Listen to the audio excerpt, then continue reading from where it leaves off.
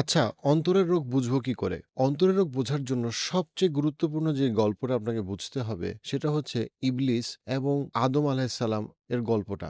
একটা প্রশ্ন দিয়ে শুরু করি। আচ্ছা, ইবলিস এবং আদম আলাইহিসসালামের গল্পটা কোরআনে এতবার কেন বলল? কেন এত ইম্পোর্টেন্স দিয়ে বলল?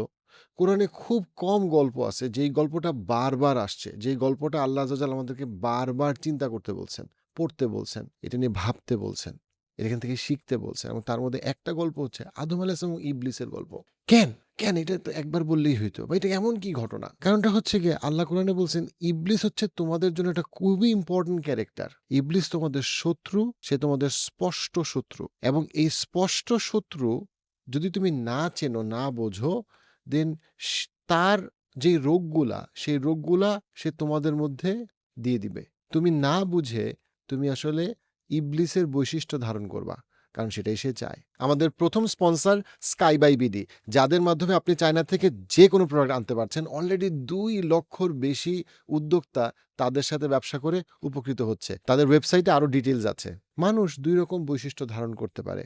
একটা হচ্ছে গিয়ে আল্লাহর বৈশিষ্ট্য, আরেকটা হচ্ছে ইবলিসের বৈশিষ্ট্য। যখন সে ইবলিসের বৈশিষ্ট্য ধারণ করে, তখন সে অন্ধকার জাহান্নামের দিকে যায়। যখন সে আল্লাহর বৈশিষ্ট্য ধারণ করে, তখন সে আলোর দিকে যায়, নূরের দিকে যায়, আল্লাহর দিকে ধাবিত হয়, জান্নাতের দিকে ধাবিত হয়। আল্লাহ ক্ষমাশীল, আল্লাহ ক্ষমা করতে ভালোবাসে। আল্লাহ চায় আমরাও যেন ক্ষমা করতে ভালোবাসি, ক্ষমাশীল হই। আল্লাহ আর রহমান, আল্লাহ চান আমরাও যেন মানুষের প্রতি, সবার প্রতি আমরা যেন গ্রেসফুল হই, আমরা যেন রহম করি, গ্রেসফুল হই, দয়া মায়া করি। শয়তান ইবলিস, তার বৈশিষ্ট্য যেটা, সেই বৈশিষ্ট্যটা আমরা জানি না। আল্লাহ যেই ক্যারেক্টারটা আমাদের সামনে বারবার তুলে ধরতেছেন, আল্লাহ যাকে সবচেয়ে বেশি অপছন্দ করেন, এবং কিন্তু আল্লাহ বলছেন তোমার সাথে তার একটা সম্পর্ক আছে। এই সম্পর্কটা হচ্ছে সে সবসময় তোমাকে চেষ্টা করবে তোমাকে লাইনচ্যুত করার এবং তার মতো করার এবং তোমাকে ধ্বংসের পথে নেওয়ার। সে জাহান্নামে যাবে এবং সে তোমাকে নিতে চায় জাহান্নামে। এখন আমরা আসি, শয়তানের বৈশিষ্ট্য বা ইবলিসের বৈশিষ্ট্য আমার মধ্যে কেন থাকবে? আমরা যদি মনস্তাত্ত্বিক দিক থেকে ইবলিসকে বোঝার চেষ্টা না করি, তাহলে আমরা নিজের অজান্তেই ইবলিসের মতো বৈশিষ্ট্য ধারণ করব এবং সারা পৃথিবীতে সর্বকালে যারা আলোর পথের মানুষ ছিল, তারা আল্লাহর যে গুণগুলা, সেই গুণগুলা দিয়ে উৎসাহিত হইতো। আর যারা অন্ধকারের মানুষ ছিল, তারা জেনে বা না জেনে ইবলিস বা শয়তানের বৈশিষ্ট্যগুলা বা তার বয়ানগুলাকে সে ধারণ করত।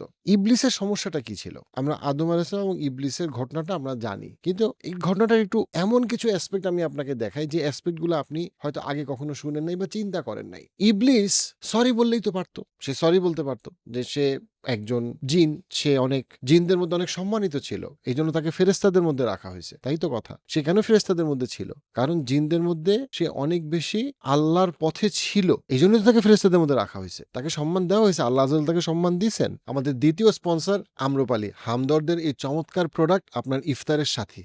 এখন সে একটা ভুল করছে। আল্লাহ তাকে সেজদা করতে বলছে, আদম আলাইহিস সালামকে সেজদা করতে বলছে। আল্লাহ আলাইহিস সালামকে এমন কিছু জ্ঞান দিছে যেটা ফেরেশতাদের কাছেও ছিল না, জিনের কাছেও ছিল না। সব ফেরেশতারা সেজদা করছে ইল্লা ইবলিস। ইবলিস করে নাই। এখন সে করে নাই, ঠিক আছে সরি আমি করি, এই তো হয়ে যেত, ঘটনা শেষ। কিন্তু না, ইবলিসের একটা গুরুত্বপূর্ণ বৈশিষ্ট্য, সে কখনো সরি বলে না। খেয়াল করবেন, আপনি কি এমন কোনো মানুষকে চিনেন যে কখনো সরি বলে না? কখনো ভুল করলেও সে সরি বলে না? ইবলিস তো এই যে এত সম্মান পাইছে ফেরেশতাদের মধ্যে, সে কেন আসছে? সে আসছে কারণটা হইল সে আল্লাহর পথে ছিল। কিন্তু দেখেন, যখন সে ভুল করলো তখন সে সরি বলল না, সে ক্ষমা চাইল না। ভুল স্বীকার করলেই পারতো না, সে ভুল স্বীকার করে নাই। দ্বিতীয়ত হইল, সে তার ভুল দেখতেই পাচ্ছে না। ইবলিস তার কোনো ভুল দেখতেছে না, সে ভুল স্বীকার করে নাই, প্রথম কথা। দ্বিতীয় কথা হচ্ছে সে তার কোনো ভুল দেখতে পাচ্ছে না। তার কাছে ভুল কে করছে? দুইজন ভুল করছে। ইবলিসের গল্পে ভুল করছে কে? দুইজন। একটা হচ্ছে আল্লাহ আজ্জা ওয়াজাল ভুল করছে, যিনি কখনোই ভুল করতে পারেন না, এবং আদম আলাইহিস সালাম ভুল করছে। কেন? কারণ আদম আলাইহিস সালামকে এমন কোন একটা যোগ্য দেওয়া হয়েছে, এমন একটা প্রমোশন দেওয়া হয়েছে, যেই প্রমোশনটা পাওয়ার যোগ্য ইবলিসের কাছে মনে হয় তার ছিল। তাহলে তার কাছে, ইবলিসের কাছে দুইজন হচ্ছে গিয়ে দোষী। একটা হইল কে? আল্লাহ, আরেকটা হইল কে? আদম আলাইহিস সালাম। তার গল্পে তার কোনো দোষ নাই। আপনি কি এমন কাউকে চিনেন, আপনার জীবনে কখনো দেখছেন বা শুনছেন, যে মনে করে তার কোনো দোষ নাই, তার কোনো দোষ হয় না, অন্যদের দোষ? তার সমালোচনা করলে সে অন্যদের দোষ ধরে, নার্সিসিস্টদের, যে শুধু নিজেকে নিয়ে চিন্তা করে। কারণ ইবলিসের কাছে তার যে স্ট্যাটাস, সেইটা কখনো ভাঙতে পারবে না।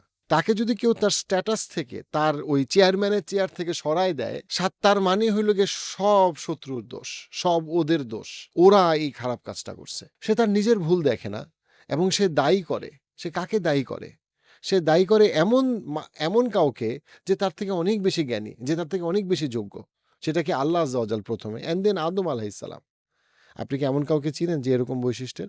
অফিসে কয়েকজন মানুষ বসে আছে, একজনকে প্রমোশন দেওয়া হয়েছে, আরেকজনকে প্রমোশন দেওয়া হয় নাই। সাথে, সাথে যাকে প্রমোশন দেওয়া হয় নাই, সে অনেক সময় সে মনে করে, ও তার মানে নিশ্চয়ই তার সাথে অন্য সম্পর্ক আছে। সে হয়তোবা ঘুষ দিছে, অথবা তার হয়তোবা একই অন্য কোনো বায়াসনেস আছে ইত্যাদি, অথবা স্যার বুঝেই না, অথবা ভাই বোনদের মধ্যে।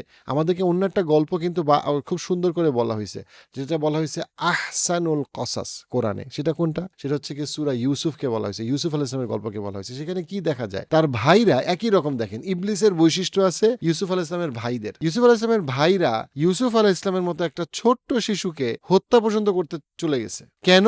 কারণ শুধুমাত্র তাদের কাছে মনে হয় শয়তানের একই বৈশিষ্ট্য, সেটা হচ্ছে গিয়ে আমার বাবা ভুল, কারণ সে ইউসুফকে বেশি ভালোবাসে।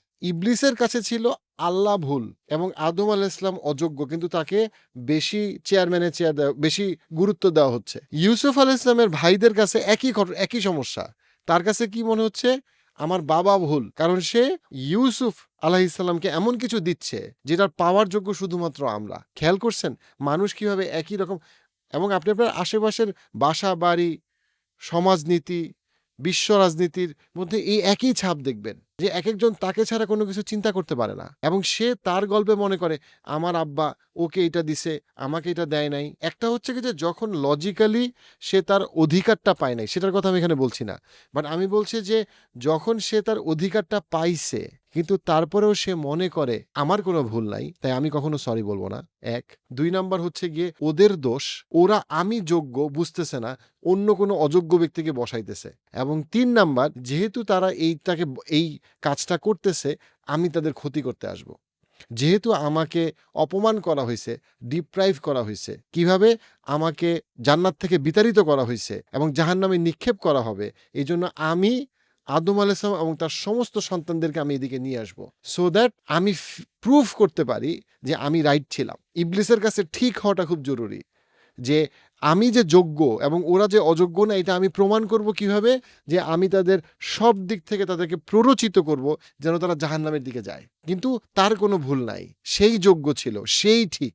ওরা বুঝে নাই, ওরা শত্রুতা করছে, ওরা ষড়যন্ত্র করছে। এই ভাষাগুলো খুব পরিচিত মনে হয় না? এই ভাষাগুলো হচ্ছে গিয়ে অন্তরের রোগ, এবং এগুলো এমন অন্তরের রোগ যেটা সময়, কাল, বর্ণ ভেদে বিভিন্ন জাতিসত্তায় আপনি পাবেন। আপনার আশেপাশে এমন কোনো মানুষকে আপনি চিনেন যার এরকম রোগ আছে? তার থেকেও ইম্পর্টেন্ট প্রশ্ন, আপনার মধ্যে কি এই রোগগুলো আছে?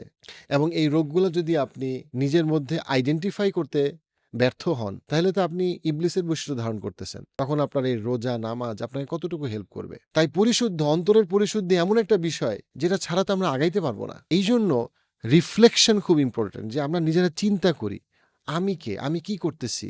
আমার যে বৈশিষ্ট্য, আমার যে কথা, আমার যে চিন্তা, এটা কি আল্লাহর বৈশিষ্ট্যর দিকে যাচ্ছে? আল্লাহর গুণাবলীর দিকে আমার সাথে বেশি সম্পর্ক? নাকি এটা ইবলিসের গুণাবলীর সাথে বেশি সম্পর্ক? আসুন না চিন্তা করি।